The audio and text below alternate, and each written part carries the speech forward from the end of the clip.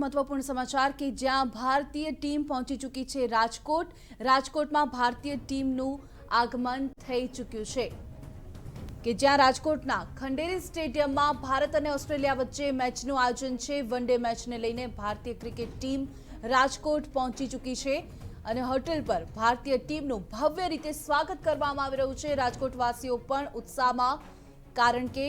મેચનું આયોજન, one day મેચનું આયોજન કરવામાં આવ્યું છે રાજકોટના ખંડેરી સ્ટેડિયમમાં કે જ્યાં ભારત અને ઓસ્ટ્રેલિયા વચ્ચે મેચનું આયોજન, જેને લઈને ટીમ પહોંચી ચૂકી છે રાજકોટ અને રાજકોટમાં હોટેલમાં ભારતીય ટીમનું શાનદાર રીતે, ભવ્ય રીતે સ્વાગત કરવામાં આવ્યું। તમને જણાવી દઈએ કે ભારતમાં કે જ્યાં ક્રિકેટને લઈને અનેરો ઉત્સાહ જોવા મળતો હોય છે અને આ દ્રશ્ય આપણે દર્શાવી રહ્યા છીએ રાજકોટના કે જ્યાં ભારતીય ટીમને શાનદાર રીતે વધાવી લેવામાં આવી અને હોટેલ દ્વારા ભવ્ય રીતે સ્વાગત કરવામાં આવ્યું કે જ્યાં ગુજરાતી પરંપરાની ઝાંખી પણ જોવા મળી રહી છે ગરબાના તાલ સાથે અને ભવ્ય રીતે સ્વાગતના દ્રશ્ય આપણે દર્શાવી રહ્યા છીએ। ભારતીય ટીમ પહોંચી ચૂકી છે રાજકોટ કે જ્યાં વન ડે મેચનું આયોજન છે અને ટીમ પહોંચી ચૂકી છે ભારત ઓસ્ટ્રેલિયા વચ્ચે વન ડે મેચનો મુકાબલો। અમારા સહયોગી જોડાઈ ચૂક્યા છે મૌલિક મહેતા વધુ વિગતો સાથે। જી મૌલિક, ભારતીય ક્રિકેટ ટીમ પહોંચી ચૂકી છે રાજકોટ, ભવ્ય રીતે સ્વાગત। રાજકોટમાં જ્યારે મેચ હોય છે ત્યારે રોમાંચ પરાકાષ્ઠાએ હોય છે અને ભારતીય ટીમ આજે જ્યારે રાજકોટ પહોંચી છે ત્યારે ભારતીય ક્રિકેટ ટીમનું ખૂબ જ શાનદાર સ્વાગત થયું છે।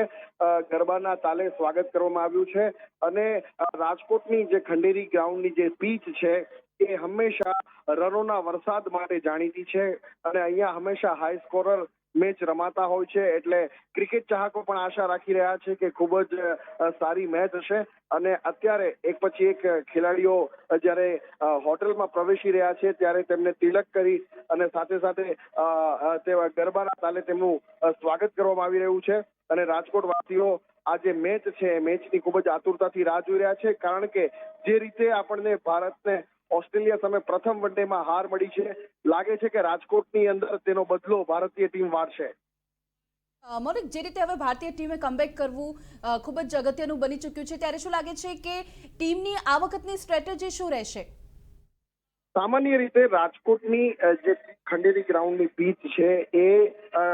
બેટિંગ માટે ખૂબ જ જાણીતી છે અને ભારતીય ટીમ ભલે પ્રથમ વન ડેની અંદર બેટિંગ ફોર્મ અત્યારે નબળું જણાયું, પણ ભારતીય ટીમ પાસે રોહિત શર્મા, વિરાટ કોહલી જેવા ધુઆધાર બેટ્સમેન છે, તેથી રાજકોટની અંદર દમખમ તેઓ દેખાડશે તેવું માનવામાં આવે છે અને સાથે જ કેટલાક જે ઘરેલું ગુજરાતના ક્રિકેટર છે રવિન્દ્ર જાડેજા, તે પણ અહીં કમાલ બતાવી શકે છે, એટલે કે રાજકોટની આ જે પીચ છે તેના ઉપર 100% ભારતીય ટીમને અત્યારે હોટ ફેવરિટ માનવામાં આવે છે અને રાજકોટવાસીઓ પણ એ જ આશા રાખી રહ્યા છે કે ભારત અહીંથી આ કમબેક કરશે અને ઓસ્ટ્રેલિયાને ખરા અર્થની અંદર એવું કહી શકાય કે ધોળા દિવસે તારા દેખાડશે। જી, અને શું લાગે છે કે ખેલાડીઓમાં, ટીમમાં કોઈ બદલાવ કરવામાં આવશે ખરો ખેલાડીઓને લઈને? અત્યારે જે બેટિંગ ઓર્ડર ઉપર એક સવાલ ઉઠી રહ્યો છે કે ભારતીય બેટિંગમાં ચોથા નંબરે કોને મોકલવા, એના ઉપર અત્યારે ટીમ મેનેજમેન્ટ વિચારી રહ્યું છે। બોલિંગ લાઇન છે, બોલિંગ લાઇનની અંદર પણ અત્યારે પીચને જોઈને અનુકૂળ શું નિર્ણય લેવામાં આવશે, પણ એવું લાગે છે કે કોઈ બહુ મોટો ફેરફાર નહીં હોય, બસ ભારતીય ટીમ વધુ વિશ્વાસ સાથે મેદાને ઉતરશે અને વિરાટની સેના છે એ રાજકોટની અંદર કમબેક ચોક્કસ કરશે તેવું ક્રિકેટ રસિકો પણ માની રહ્યા છે, નિષ્ણાતોનું પણ એવું માનવું છે। જી ચોક્કસથી મૌલિક, આભાર। તો રાજકોટ પહોંચી ચૂકી છે ભારતીય ટીમ અને ભવ્ય રીતે સ્વાગત કરવામાં આવ્યું છે તેમનું હોટેલ પર અને આપ જોઈ રહ્યા છો દ્રશ્યોમાં કે જ્યાં ખંડેરી સ્ટેડિયમમાં ભારત ઓસ્ટ્રેલિયા વચ્ચે મેચનો મુકાબલો।